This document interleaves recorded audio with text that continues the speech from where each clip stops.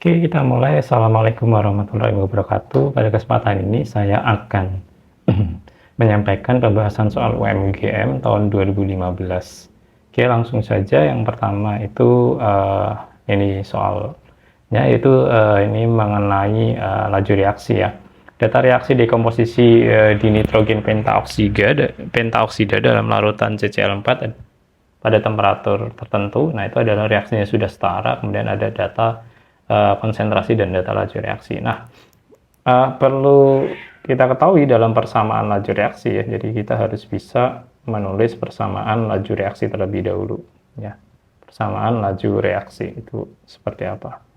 Nah, persamaan laju reaksi itu yang ditulis adalah selalu reaktan ya. Reaktan itu yang berada di sebelah kiri. Misal ada suatu reaksi A ditambah B menjadi C ditambah D gitu.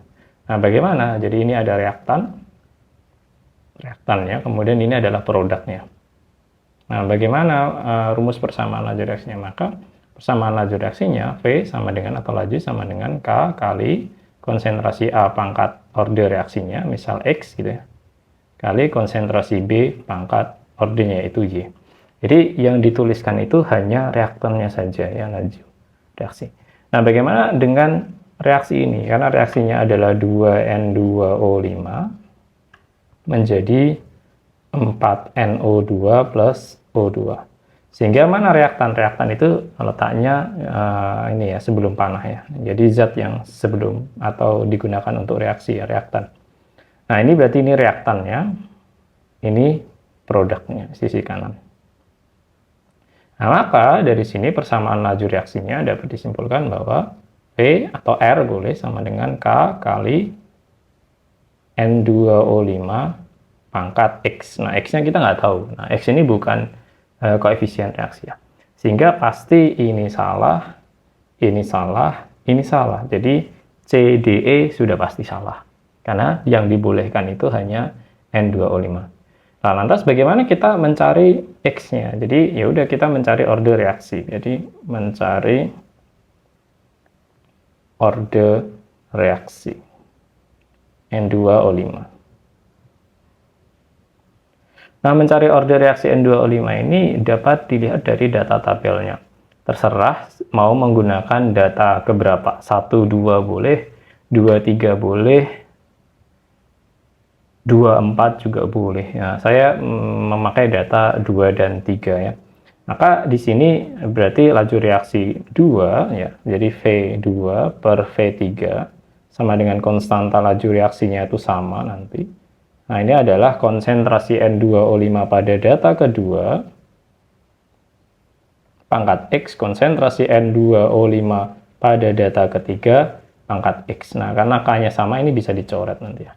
Sehingga dari sini kita bisa tuliskan lajunya adalah 2 itu 1,2 kali 10 pangkat min 5 per 1,8 kali 10 pangkat min 5 sama dengan konsentrasinya itu 1,2 per 1,8 kemudian pangkat X. Jadi ini bisa dijadikan 1 karena sama-sama X ya.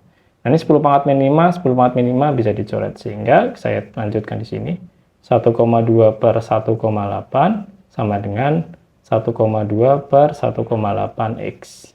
Nah, ini kan sama dengan 1 ya. Dan ini juga 1 kan. Oh, maksudnya ini sama ya. Berarti X sama dengan 1. Nah, karena nilainya sama, berapapun ini, berarti X sama dengan 1. Ya, X sama dengan 1. Sehingga dari sini kita bisa tahu bahwa V sama dengan K kali N2O5 pangkat 1. Ya, N2O5 pangkat 1. Nah, berarti jawabannya adalah A. Ya, tadi kan ini gampangnya adalah nilainya sama ya. Ini 1,2 bagi 1,8, 1,2 bagi 1,8. Nah, 1,2 bagi 1,8 pangkat berapa yang hasilnya adalah ini ya. Ini karena sama ya pasti X-nya sama dengan 1. Ya, jadi kita tidak perlu mencari nilai eksak, nilai bulatnya gitu ya. Jadi dari sini langsung bisa. Oh, sehingga order reaksinya adalah 1. Jadi itu. Untuk persamaan laju reaksi itu yang dituliskan hanya reaktannya saja, jadi mudah. Nah, ini lebih mudah lagi karena datanya hanya satu ya, bisa aja datanya ada 2 konsentrasi. Nah, itu caranya nanti berbeda lagi. Oke, selanjutnya adalah tentang struktur molekul yang organik. Dijumpai atom C primer, C sekunder, C tersier, dan C kuaterner. Nah, ini difahami dulu apa itu C primer. Ya, C primer itu adalah suatu karbon yang mengikat satu karbon yang lainnya. Karbon yang mengikat satu C yang lain.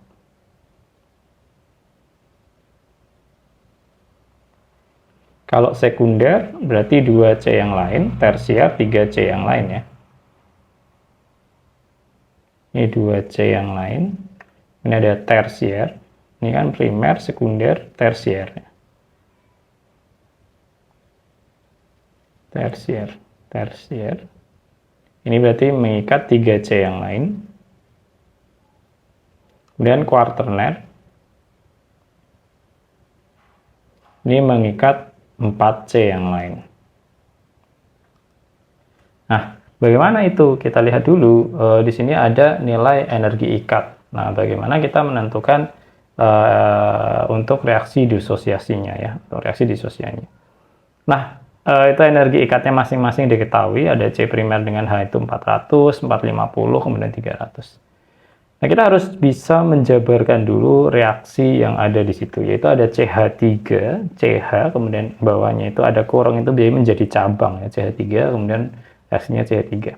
Nah, itu adalah namanya adalah 2-metil propana. Sehingga kita bisa melihat dulu, oh ini C ya, karena ini energi ikat ya, jadi kita harus bisa menjabarkan ikatannya. Ini hanya ada 3. Kemudian ini C yang kedua, ini cuma CH, and then di bawah itu ada CH3 lagi. Jadi tanda kurung itu menjadi cabang ya.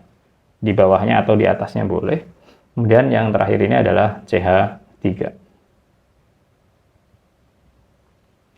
Oke, kita lihat dulu mana yang sebagai C primer ya. C primer, saya tandai sebagai warna hijau. C primer adalah C yang mengikat satu C yang lain ini. C ini hanya mengikat satu C yang lain, karena 3 tangan yang lain itu mengikat atom hidrogen. Ini juga sama, ini C primer. Ini juga sama, ini C primer. Karena C tersebut adalah C yang mengikat satu C yang lain. Kemudian selanjutnya adalah C tersier. C sekunder nggak ada ya, karena C sekunder tidak ada C yang mengikat 2 C yang lain. Nah, kemudian ini adalah C tersier. Ini adalah C yang mengikat 3 C yang lain. Jadi sisi kiri, sisi kanan, sisi bawah. Jadi dia adalah C tersier. Nah, C kuaterner nggak ada ya, jadi kuaterner itu mengikat 4C yang lain. Nah, maka dari itu kita bisa simpulkan mana yang CH primer. Oh, CH primer berarti CH yang ada di atom primer. Berarti ini 1, 2, 3, 4, 5, 6, 7, 8, 9. Berarti ada 9 CH primer. Ini delta H-nya. Nah, berarti 9 kali C primer H. Nah, saya gini aja. Kemudian ditambah, oh maaf, sebelum itu kita harus tahu dulu rumus energi ikat ya, bahwa gampangnya itu delta H ini adalah ruas kiri ya, dikurangi ruas kanan. Ruas kiri dikurangi ruas kanan. Nah, dari sini ruas kiri terlebih dahulu ya, dari reaksi ini. Ya, yaitu CH3, CH, CH3, CH3. Nanti ruas kanannya adalah dia yang menjadi produknya, 4C ditambah 10H. Itu adalah ruas kanan, ini adalah ruas kirinya. Nah, karena kita sudah menjabarkan tadi reaksi senyawa 2-metil propana itu, maka kita sudah tahu tadi bahwa 9 kali C primer H. Dan ada lagi nggak selain itu? Ada, yaitu ditambah C tersier H, ya, C tersier H. Yang mana ini? Ini kan tadi tersier. Nah, ini ada CH. Jadi semua ikatannya itu ditulis ya. Semua ikatannya itu ditulis. Berarti ini C tersier H. Terus ditambah apa lagi? Oh, ditambah yang lainnya, yaitu ada C primer yang terikat dengan C tersier ya. C primer yang terikat dengan ini. 1. Ini maaf, ini. Pakai biru biar ini 1. Kemudian 2, ini 3. Jadi C primer yang terikat C tersier, C primer tersier, C primer tersier. Sehingga ini ditambah 3 kali C primer yang terikat C tersier. Tert ya, ini saya singkat. Nah, maka dari itu, dari sini, ini saya tulis di bawahnya saja. Biar enak. Nah, maka dari itu ini kan tadi menjadi 4C ditambah 10H. Nah, ini kan produknya. Nah, di produk ini tidak ada ikatan sama sekali, maka energi ikatnya itu adalah 0 ya, nggak ada ikatan. Jadi ini kirinya sudah selesai, kemudian kanannya itu adalah 0. Karena di sini nggak ada ikatan, ini senyawa atom tunggal semua. Nah, maka dari itu kita tinggal menyelesaikan di sisi yang sebelah kiri saja ya. Menyelesaikan sisi yang sebelah kiri. Jadi saya lanjutkan di sini. Sehingga delta H-nya tinggal dimasukkan bahwa C primer itu 400 ya, berarti 9 dikali 400 ditambah kemudian C tersiernya cuma 1 berarti 450 ditambah 300 kali 3 berarti 3 kali 300. Nah, berarti berapa tuh? Berarti 9 kali 4 36 ya, berarti ini 36 ditambah 450 ditambah 3 kali 3 900 ya. Nah, ini totalnya adalah 4950 ya. Totalnya adalah 4950 kilojoule. Ya, totalnya adalah segitu. Ya, jadi untuk energi ikat itu rumusnya adalah ruas kiri atau reaktan dikurangi ruas kanan atau produknya, energi ikatnya itu, penjumlahan energi ikatnya itu dijumlahkan. Karena dia tadi di ruas produknya itu tidak ada, ya udah berarti nilainya adalah 0. Maka jawabannya adalah 4950, berarti yang B. Jadi seperti itu. Gampang ya. Nah, selanjutnya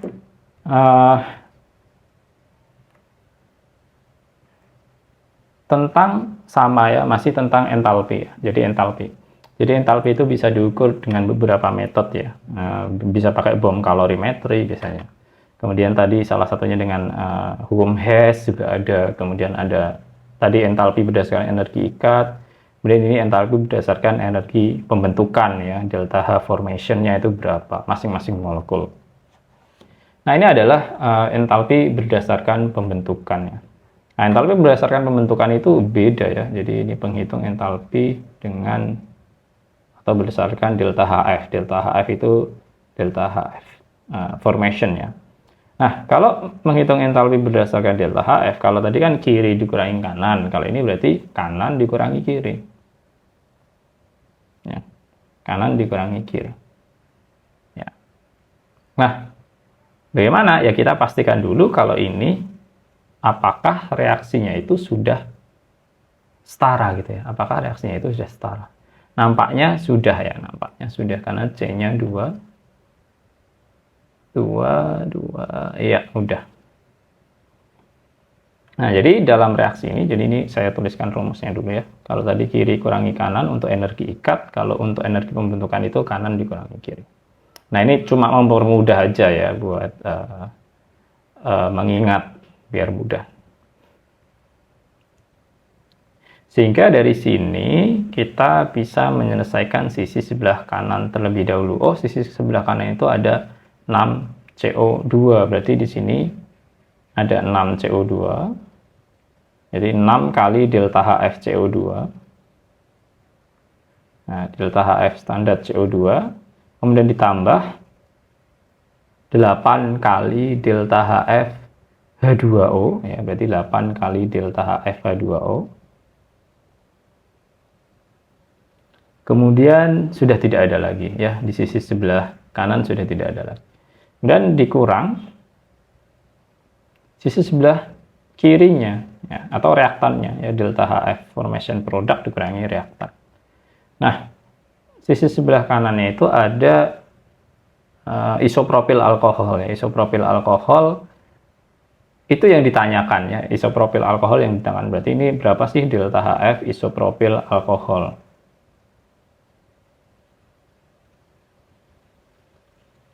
Nah, ini berapa dia jumlahnya isopropil alkohol? 2 ya.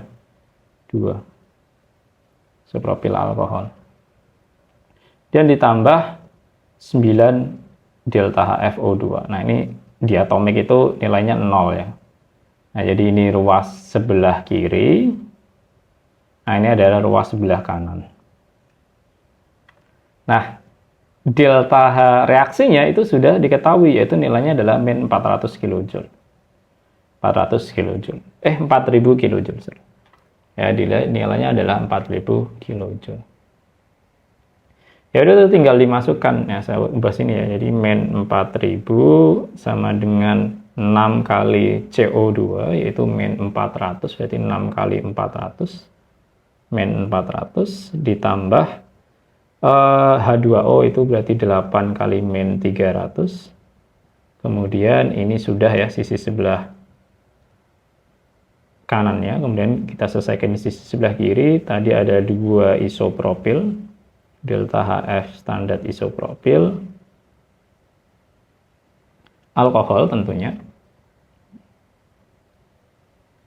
Kemudian ditambah 9 kali O2 yang mana nilainya adalah 0 ya. Jadi ini tetap 0. Maka ini jadinya adalah min 400, 4000, kemudian ini 2400 ya, 6 kali 4 ya, 2400 tapi minus. Ditambah 8 kali 3, ini juga sama, min 2400. Kemudian dikurang ini 2 isopropil, berarti ini 2 delta HF. Nah, ini saya singkat saja isopropil gitu. Sehingga dari sini kita bisa sederhanakan menjadi ini min 4800. 2 delta HF 0 standar isopropil. Kita pindah ruaskan saja ya, kita pindah ruaskan saja. Yang satunya ini ke sisi kiri, yang 4000-nya itu ke sisi kanan. Sehingga dari negatif berubah menjadi positif. Berarti ini 2 delta HF 0 isopropil alkohol tentunya min 4800. Nah, dia minus menjadi positif 4000. Maka dari situ didapatkan ini 2 delta HF isopropil sama dengan, nah ini kan 4000 ya, berarti min 800. Maka dari itu, karena yang ditanya itu adalah per 1 molnya, berarti delta HF isopropil alkohol itu min 800 dibagi 2 sama dengan min 400 kJ per mol. Jadi seperti itu. Jawabannya yang B. Nah, jawabannya yang B. 400 kJ per mol. Nah, jadi itu ya, kalau sebelumnya itu tadi energi ikat berdasarkan energi ikatnya. Jadi itu energi pembentukan, energi pemutusan gitu ya. Itu kalau ini delta H pembentukan dari suatu produk dikurangi delta H pembentukan suatu reaktan, atau gampangnya adalah sisi kanan dikurangi sisi kiri. Nah, itu untuk mempermudah saja ya, untuk mengingat gitu ya. Kalau menghadapi soal-soal seperti ini pada UGM nanti. Oke, selanjutnya adalah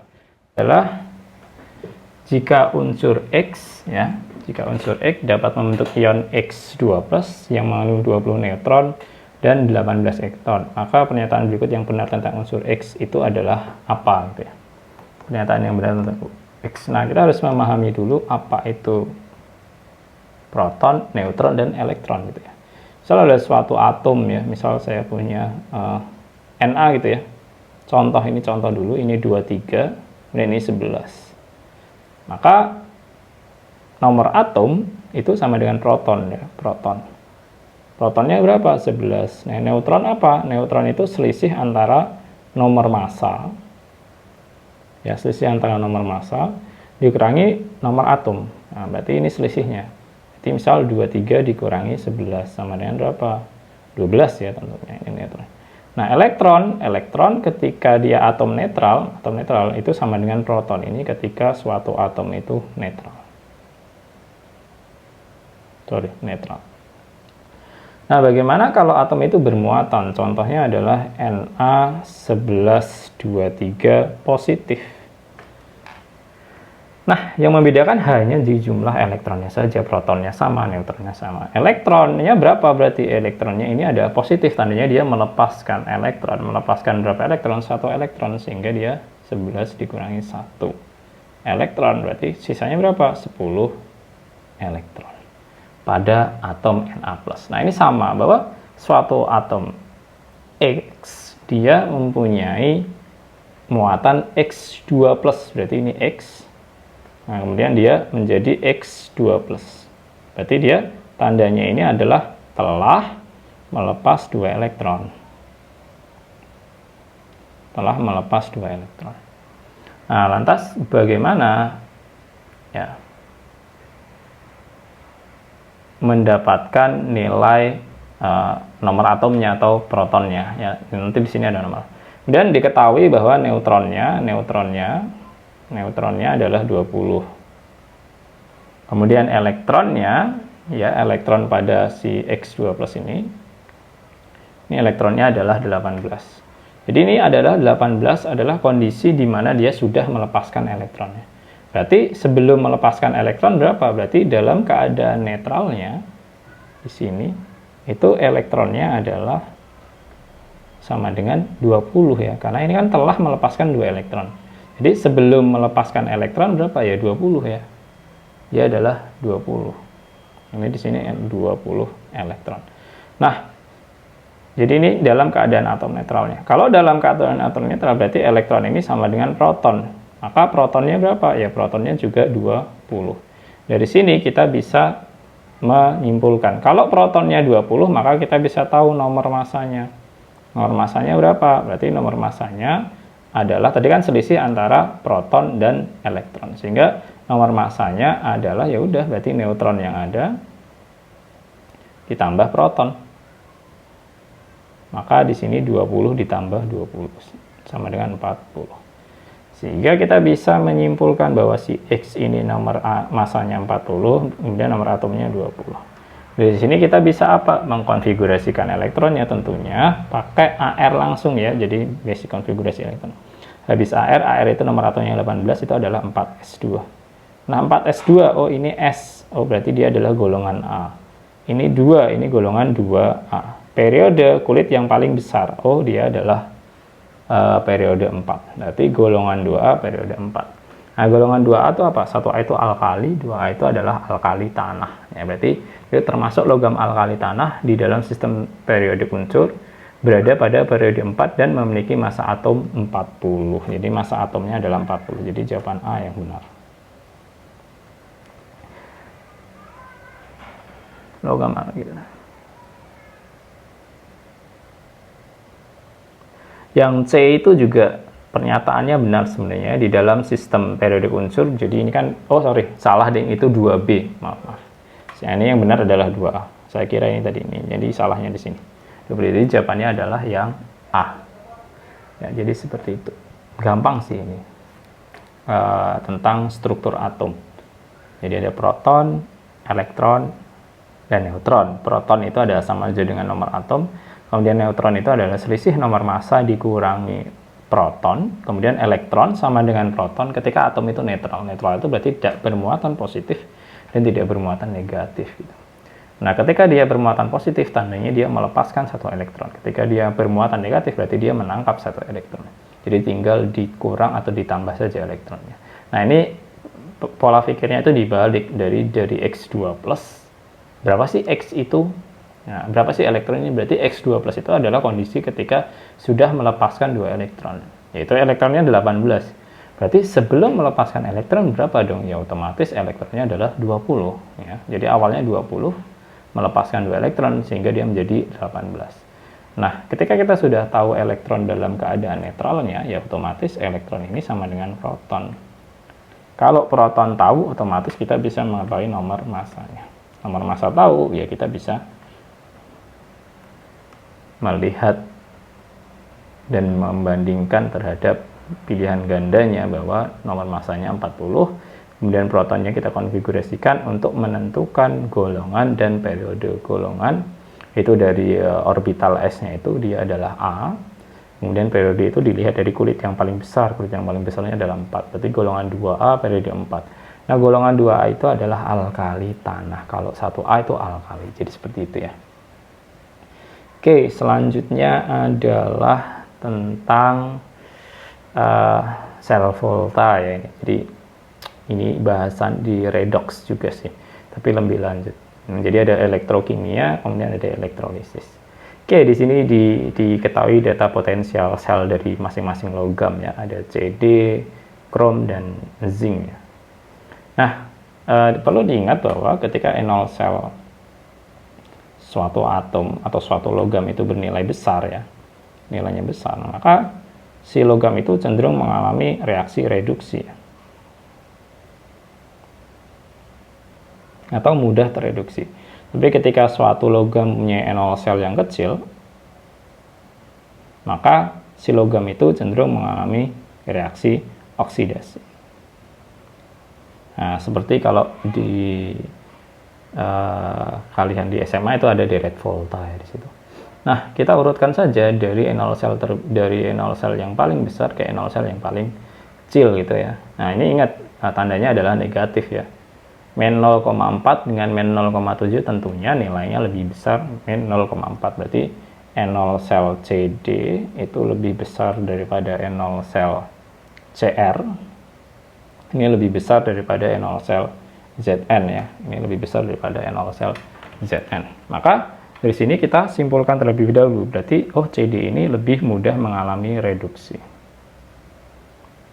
ZN ini lebih mudah mengalami oksidasi. Sehingga ya ZN itu lebih mudah. Sehingga ketika dia mudah mengalami reduksi, hubungannya apa? Kalau reduksi itu adalah oksidator. Berarti dia adalah oksidator lebih kuat atau paling kuat. Kalau oksidasi itu hubungannya adalah reduktor. Berarti ini reduktor yang kuat. Atau reduktor yang ini oksidator kuat, ini reduktor yang kuat ya.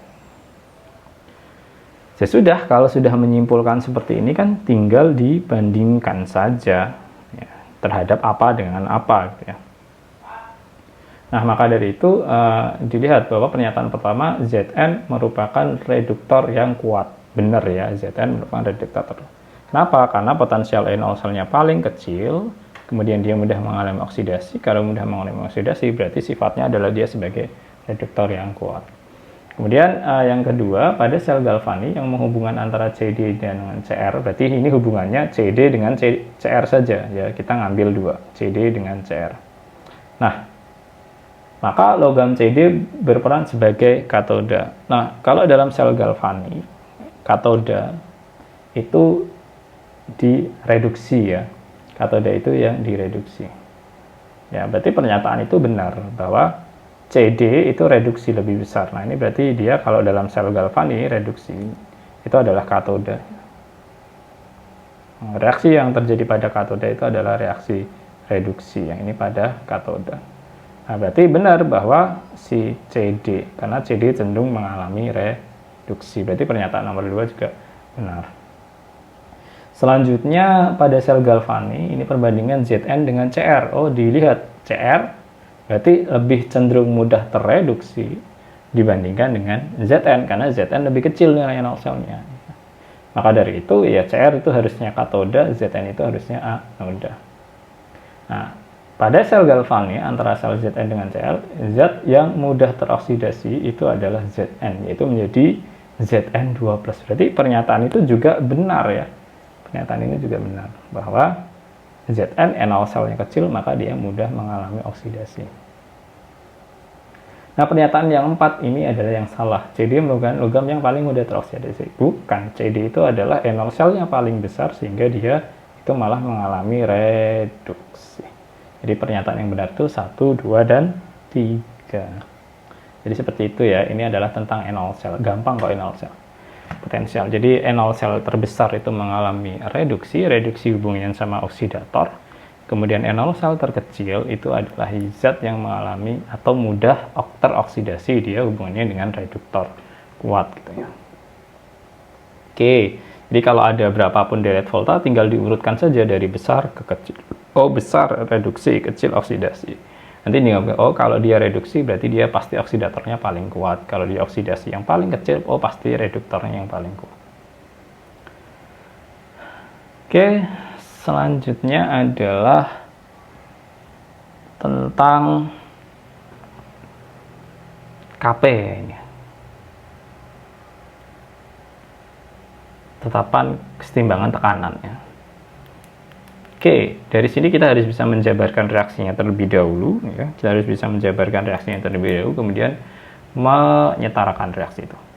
Nah, sebanyak 3 mol SO3 pada temperatur dan volume tertentu terurai menjadi SO2 dan O2. Jika derajat disosiasi SO3 adalah 2/3 dan tekanan total gas setelah tercapai kesetimbangan adalah 1 atm, maka tekanan parsial O2 jadi P0 dari O2. Tekanan parsialnya itu adalah, nanti ada rumusnya sih ya, berapa gitu ya. Kita harus mencari dulu bahwa SO3 mereaksikan dulu terdisosiasi menjadi SO2 dan O2 tentunya. Ya udah, kita setarakan saja. Oh, S nya sudah 1, di kanan juga 1, di kiri 3, oh di kanan 4. Bagaimana ini? Pakai setengah ya, jadi dia bisa menjadi oksigennya itu jumlahnya 3, atau kalau mau dibulatkan tinggal dikali 2 ya, dikali 2 juga boleh. Jadinya adalah 2SO3 menjadi 2SO2 ditambah O2, jadi semua koefisiennya itu dikali 2, boleh itu juga boleh. Nah, setelah itu baru pakai reaksi pembatas ya, mula-mula reaksi setimbang kalau dalamnya. Sorry, ini kesetimbangannya. Oh, berarti bisa bolak-balik. Nah, awalnya dia adalah 3 mol di sini. Kemudian derajat disosiasinya itu adalah 2/3, berarti 2/3. Nah, berapa sih yang bereaksi sebenarnya adalah pertanyaan itu. Berapa sih yang bereaksi? Nah, sehingga nanti kita bisa mengetahui reaksi pembatasnya berapa. Oke, ketika derajat disosiasinya 2/3, berarti ini kan 2/3 sama dengan ini mol yang bereaksi.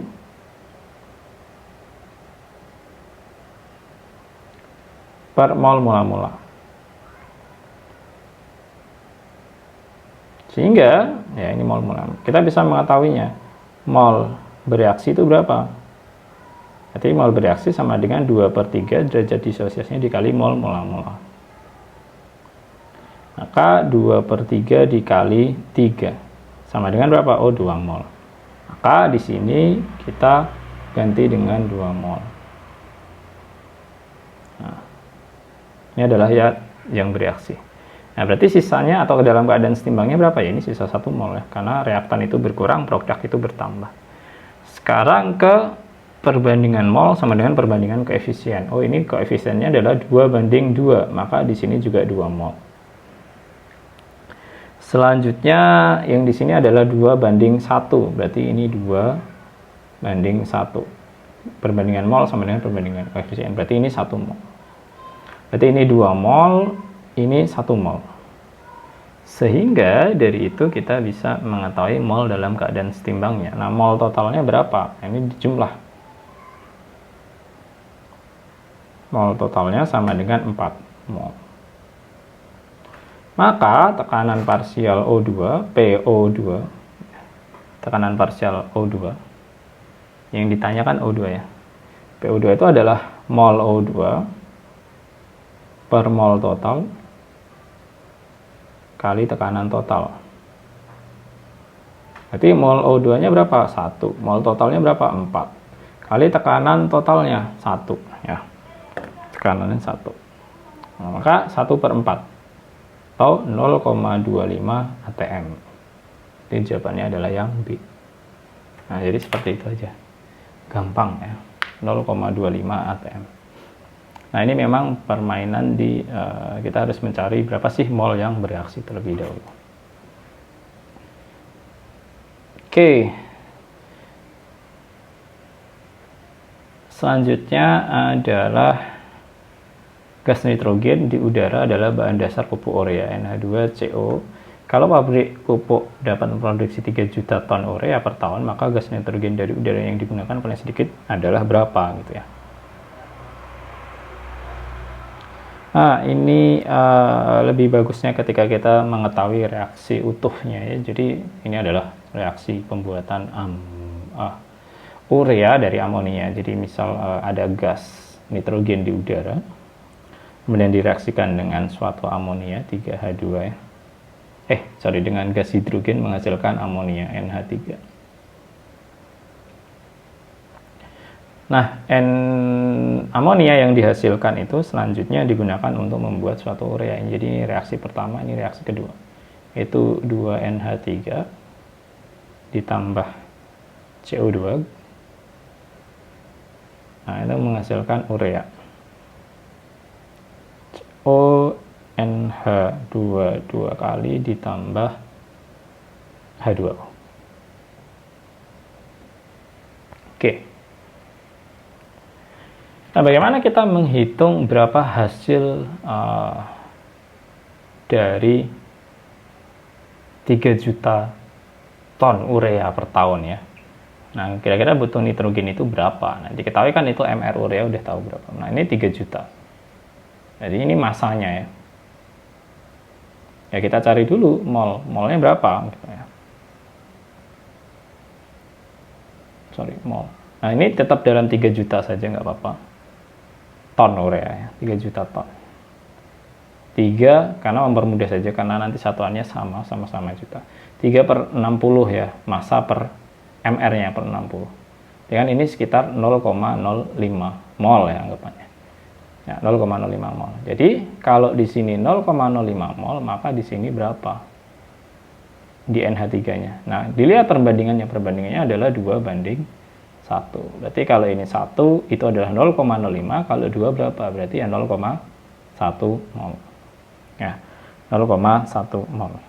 Nah, 0,1 mol otomatis dia ditarik dan dihubungkan di sini. Oh, di sini nilainya adalah 0,1 mol amonia.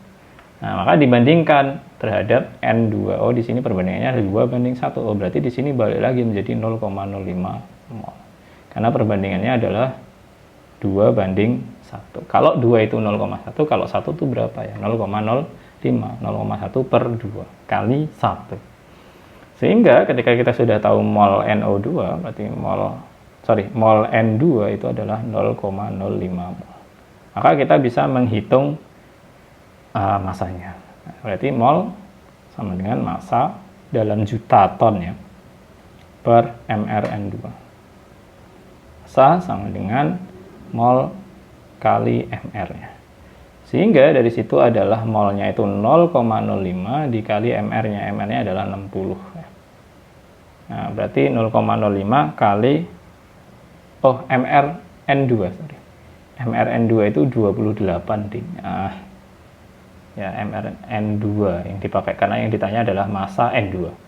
Maka massa N2 ini adalah 1,4 juta ton. Nah, ini adalah massa N2 yang dibutuhkan untuk membuat 3 juta urea. Jadi seperti itu ya. Oke, agak rumit memang kalau menggunakan cara ini. Ada nggak cara yang lebih sederhana? Ada ya. Ada yang cara lebih sederhana, yaitu pakai rumus cepat. Yaitu massa atom, ya, massa nitrogen sama dengan berarti jumlah atom nitrogen di urea itu ada berapa ya, jumlah atom N ya, jumlah atom N dikali ARN per mR urea dikali massa senyawa, massa urea berarti ya. Nah, ini pakai rumus cepat juga bisa. Tinggal dimasukkan saja atom N-nya di urea itu jumlahnya ada 2, karena kan ini NH2 kurung 2, berarti ini NH2-nya ada 2, berarti N-nya itu ada 2. Jadi 2 dikali ARN itu diketahui, ARN nggak ada ya. ARN itu adalah 14 ya. MR ureanya adalah 60 kali 3 juta. Kali 3 berarti. Nah, 60 kali 3. Berarti kan ini coret dapat 20 coret dapat 10. 14 kurangi 10 sama dengan 1,4 juta ton, sama ya. Nah, massa N, ya massa nitrogen ya ibarat sama ya, jadi hasilnya sama, 1,4 juta ton. Oke, itu untuk materi ini. Ini stoikiometri sih maksudnya. Nah, selanjutnya adalah sejumlah logam Na bereaksi dengan 500 ml air sehingga dihasilkan NaOH dan H2. Jika semua logam Na habis bereaksi dan dihasilkan larutan dengan pH 13, maka volume gas H2 yang dihasilkan pada keadaan STP itu berapa? Sekali lagi kita harus paham dulu ya konsep mol itu seperti apa. Ada yang mol sama dengan massa per mr. Kemudian mol dalam keadaan STP, mol sama dengan volume per 22,4. Kemudian ada RTP. Nah, diperhatikan kalau STP itu berarti temperaturnya adalah 0 derajat Celcius, kemudian tekanannya adalah 1 atm. Oke, dari masalah ini kita harus bisa mereaksikan terlebih dahulu. Jadi ini reaksi logam dengan air ya. Jadi dia sangat reaktif ya, sehingga menghasilkan suatu basa yaitu NaOH.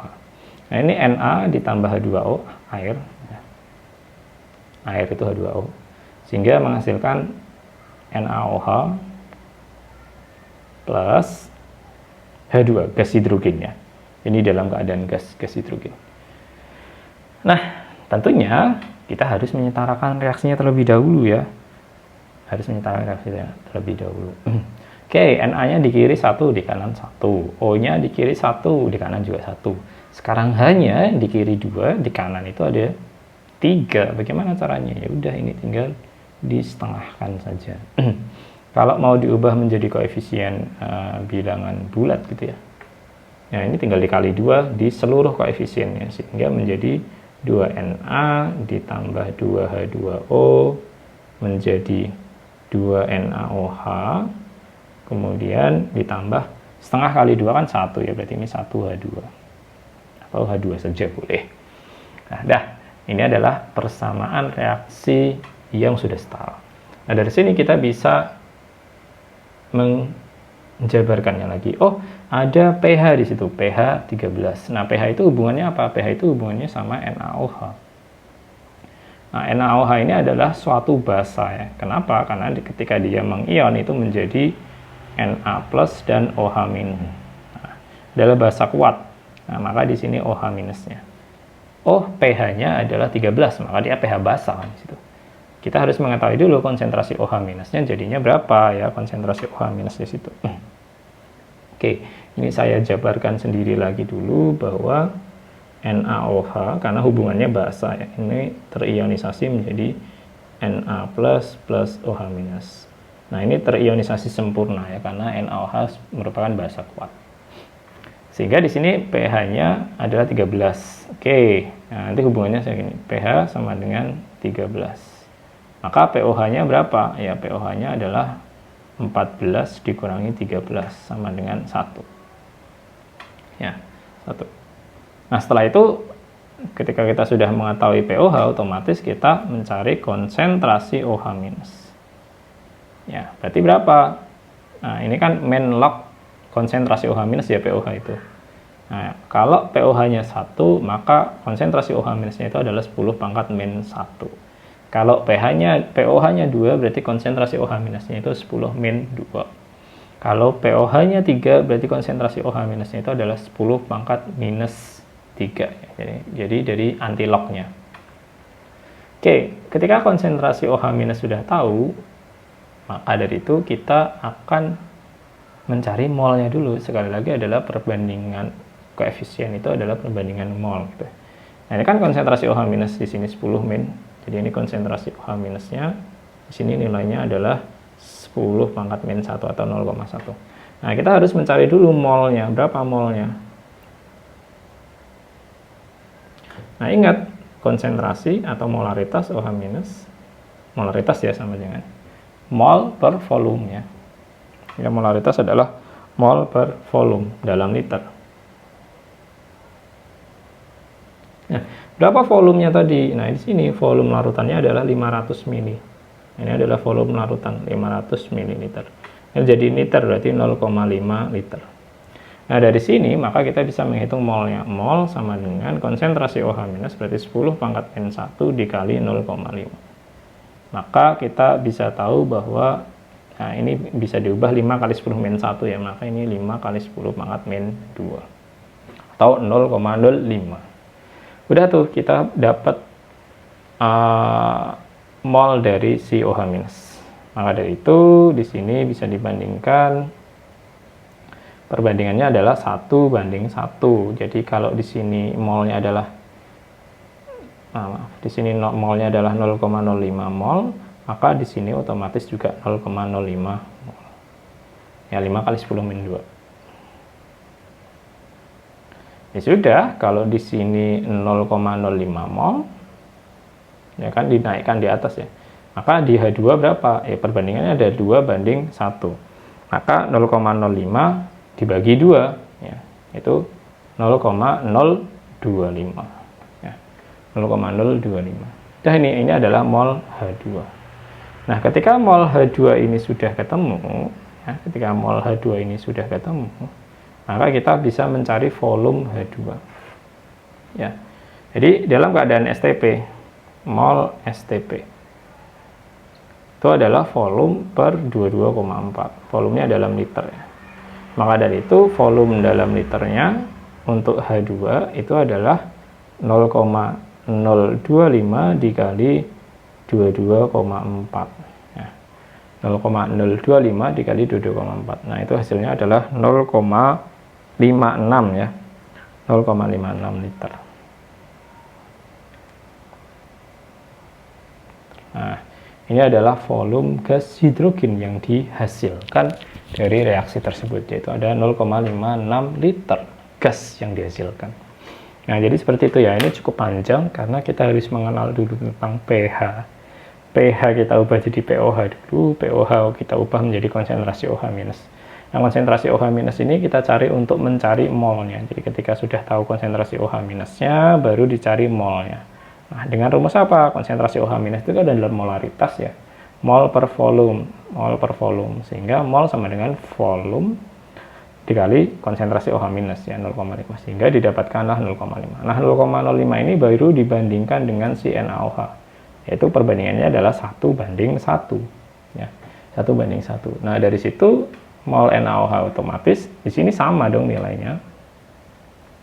Ya, di sini sama, yaitu 0,05. Nah, selanjutnya ketika sudah berhubungan dengan reaksi sesungguhnya gitu ya, berarti dilihat perbandingan koefisiennya. Oh, ini adalah 2:1 ya. Di sini adalah 2:1 antara 2 NaOH dan H2. Maka kalau 2 itu 0,05, berarti kalau 1 itu berapa ya? Berarti 0,025 mol. 0,025 mol. Nah, 0,025 mol itu dijadikan untuk mencari volume H2 dalam keadaan STP. 0,56 liter, betul. Ya, seperti itu. Oke, selanjutnya, nah ini masih tentang asam basa ya, masih tentang asam basa, yang mana ada larutan asam asetat dengan konsentrasi 0,5 mol, ini pH segitu, konsentrasi asam asetat yang terus ini dalam larutan tersebut adalah berapa? Oke, asam asetat ini adalah suatu asam lemah ya, CH3COOH. Nah, dia tidak terionisasi sempurna di dalam air, jadi karena dia asam lemah itu menjadi CH3COO- plus H+. Nah, CH3COO- plus H+. pH-nya adalah 3 min log 3 ya. pH-nya adalah 3 min log 3. Nah, diketahui pH-nya. Nah, maka dari sini kita bisa tahu untuk anti-lognya ya, konsentrasi H+-nya itu sama dengan 3 kali 10 pangkat min 3. Nah, ini 3. Nah, ini 3, terus ini itu menjadi pangkat ya. Nah, ini menjadi pangkatnya 10 min 3. Ini adalah konsentrasi H+-nya ya. Konsentrasi H+-nya di dalam larutan adalah segitu. Sehingga kita bisa mencarinya, awalnya itu adalah 0,5 molar ya. Nah, maka di sini adalah 3 kali 10 pangkat min 3, tentunya pasti ini naik. 3 kali 10 pangkat min 3. Kemudian ini perbandingannya adalah 1:1, berarti di sini juga 3 kali 10 pangkat min 3. Nah, mula-mulanya si asam asetat itu konsentrasinya adalah 0,5 molar ya. 0,5. Maka berapa persentase asam asetat yang terionisasi ya? Berarti persentase asam asetat yang terionisasi ya tinggal dicari. 0,003 kita jadikan 3 kali 10 per 3 per 0,5 kali 100%. Ya.